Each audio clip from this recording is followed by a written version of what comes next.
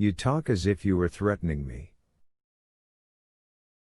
But I desire nothing so much as never to be parted from you, said Vronsky, smiling.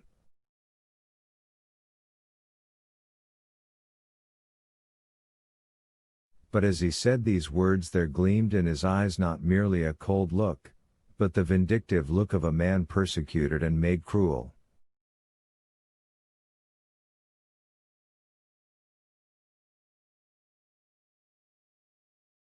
She saw the look and correctly divined its meaning. If so, it's a calamity. That glance told her. It was a moment's impression, but she never forgot it. Anna wrote to her husband asking him about a divorce, and towards the end of November, taking leave of Princess Varvara, who wanted to go to Petersburg, she went with Vronsky to Moscow.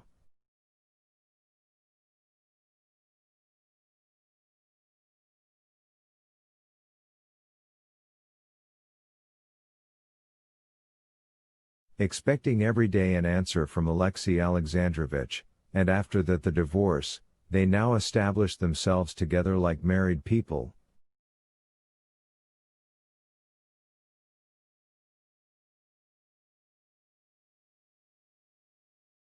Part 7.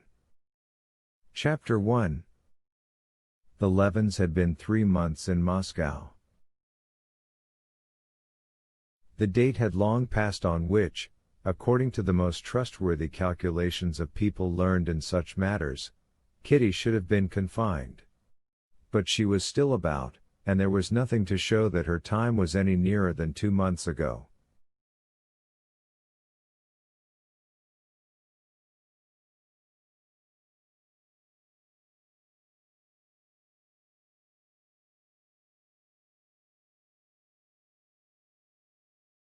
The doctor, the monthly nurse, and Dolly and her mother, and most of all Levin, who could not think of the approaching event without terror, began to be impatient and uneasy. Kitty was the only person who felt perfectly calm and happy.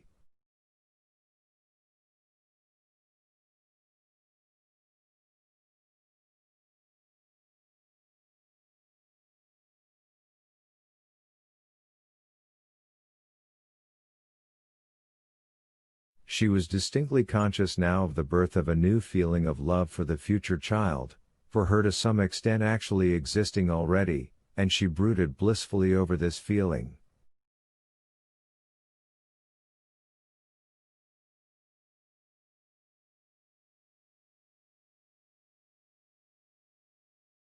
He was not by now altogether a part of herself, but sometimes lived his own life independently of her.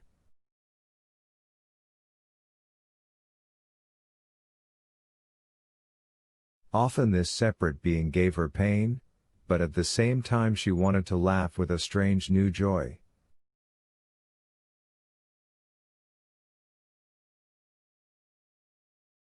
All the people she loved were with her, and all were so good to her, so attentively caring for her, so entirely pleasant was everything presented to her, that if she had not known and felt that it must all soon be over, she could not have wished for a better and pleasanter life.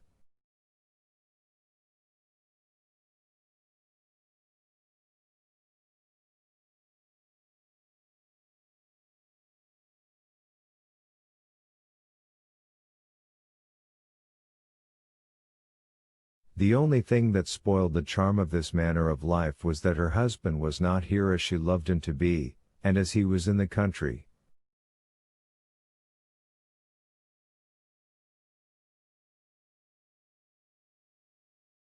She liked his serene, friendly, and hospitable manner in the country.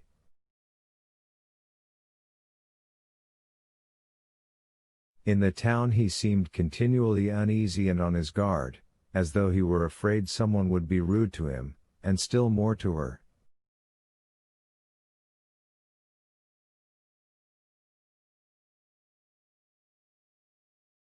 At home in the country, knowing himself distinctly to be in his right place, he was never in haste to be off elsewhere. He was never unoccupied.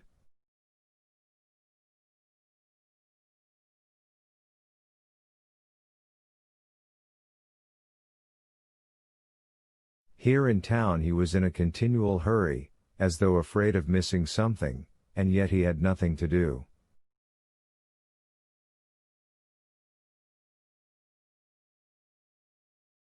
And she felt sorry for him. To others, she knew, he did not appear an object of pity. On the contrary, when Kitty looked at him in society, as one sometimes looks at those one loves, trying to see him as if he were a stranger, so as to catch the impression he must make on others, she saw with a panic even of jealous fear that he was far indeed from being a pitiable figure, that he was very attractive with his fine breeding, his rather old-fashioned, reserved courtesy with women, his powerful figure, and striking, as she thought, and expressive face.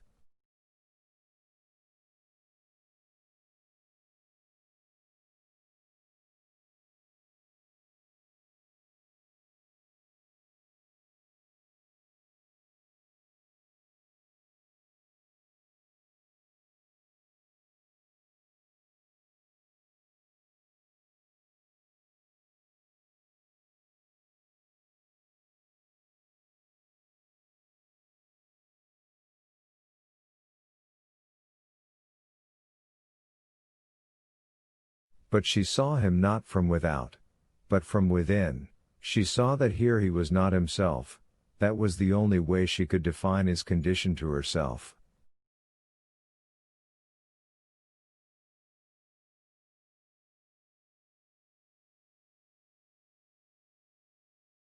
Sometimes she inwardly reproached him for his inability to live in the town. Sometimes she recognized that it was really hard for him to order his life here so that he could be satisfied with it.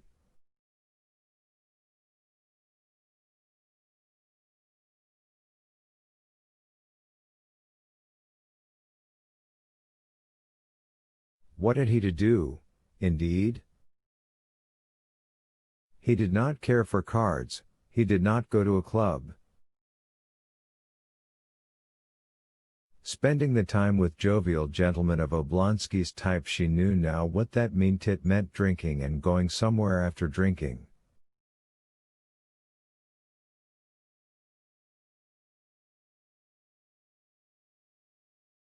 She could not think without horror of where men went on such occasions. Was he to go into society? But she knew he could only find satisfaction in that if he took pleasure in the society of young women, and that she could not wish for.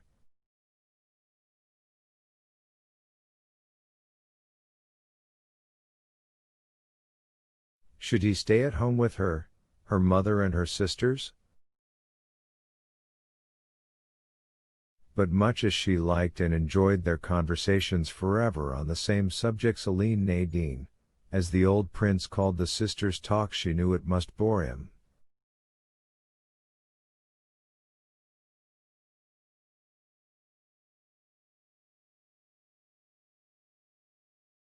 What was there left for him to do?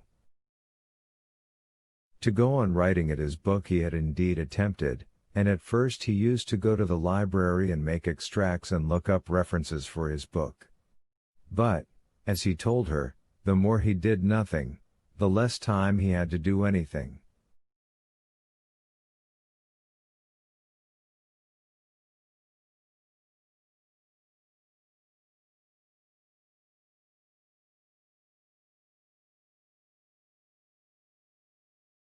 And besides, he complained that he had talked too much about his book here, and that consequently all his ideas about it were muddled and had lost their interest for him.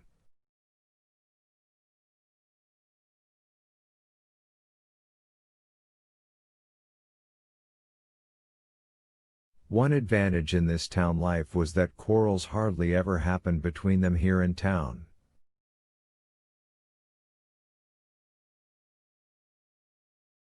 Whether it was that their conditions were different, or that they had both become more careful and sensible in that respect, they had no quarrels in Moscow from jealousy, which they had so dreaded when they moved from the country.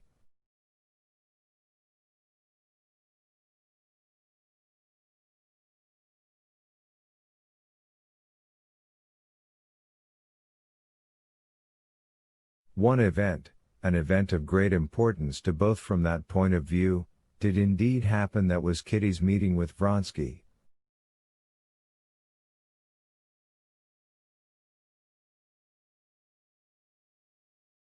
The old Princess Marya Borisovna, Kitty's godmother, who had always been very fond of her, had insisted on seeing her.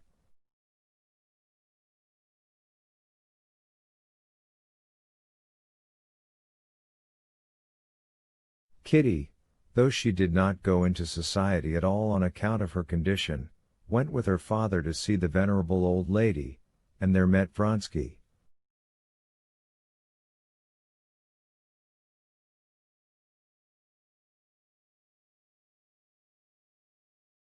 The only thing Kitty could reproach herself for at this meeting was that at the instant when she recognized in his civilian dress the features once so familiar to her, her breath failed her, the blood rushed to her heart, and a vivid blush she felt it overspread her face.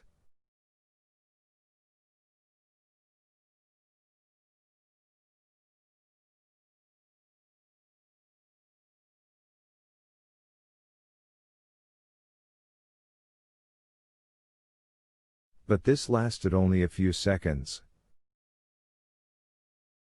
Before her father, who purposely began talking in a loud voice to Vronsky, had finished, she was perfectly ready to look at Vronsky, to speak to him, if necessary, exactly as she spoke to Princess Marya Borisovna, and more than that, to do so in such a way that everything to the faintest intonation and smile would have been approved by her husband, whose unseen presence she seemed to feel about her at that instant.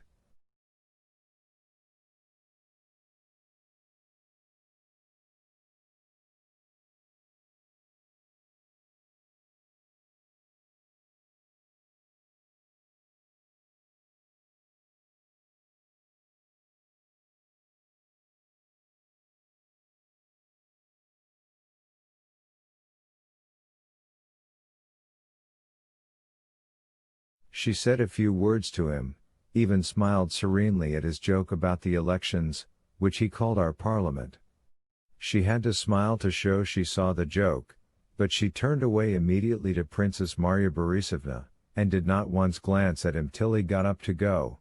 Then she looked at him, but evidently only because it would be uncivil not to look at a man when he is saying goodbye.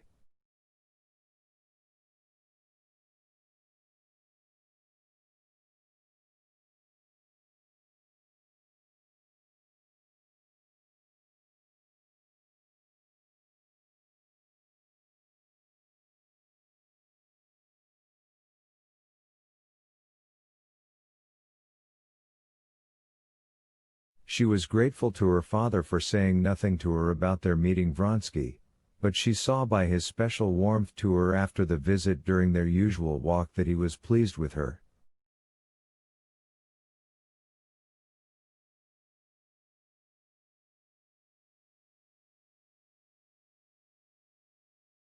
She was pleased with herself. She had not expected she would have had the power, while keeping somewhere in the bottom of her heart all the memories of her old feeling for Vronsky, not only to seem but to be perfectly indifferent and composed with him.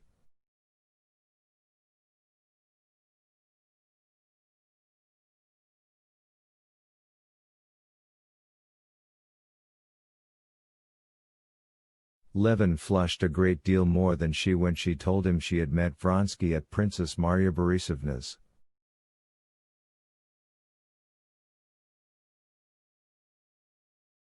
It was very hard for her to tell him this, but still harder to go on speaking of the details of the meeting, as he did not question her, but simply gazed at her with a frown.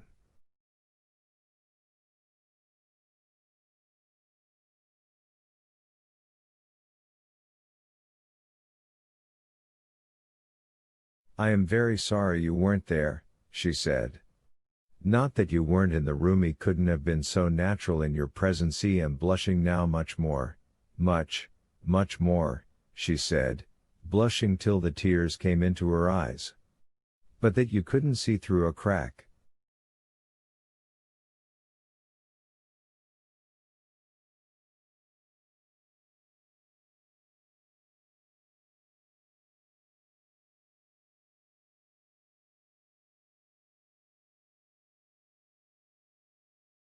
The truthful eyes told Levin that she was satisfied with herself, and in spite of her blushing he was quickly reassured and began questioning her, which was all she wanted.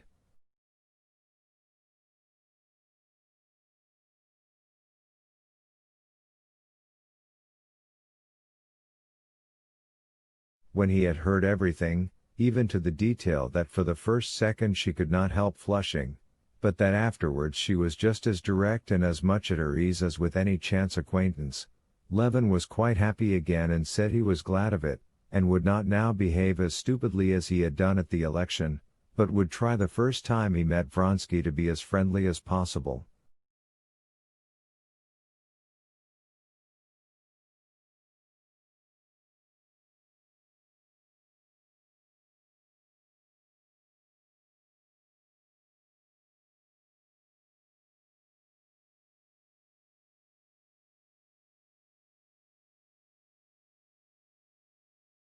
It's so wretched to feel that there's a man almost an enemy whom it's painful to meet, said Levin.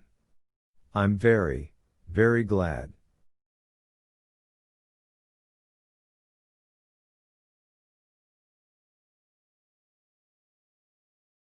Chapter 2.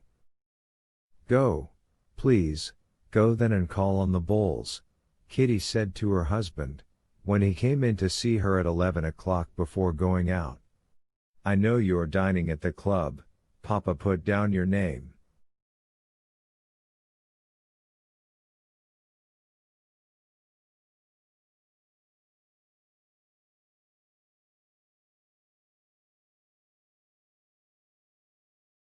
But what are you going to do in the morning? I am only going to Katavasov, answered Levin. Why so early?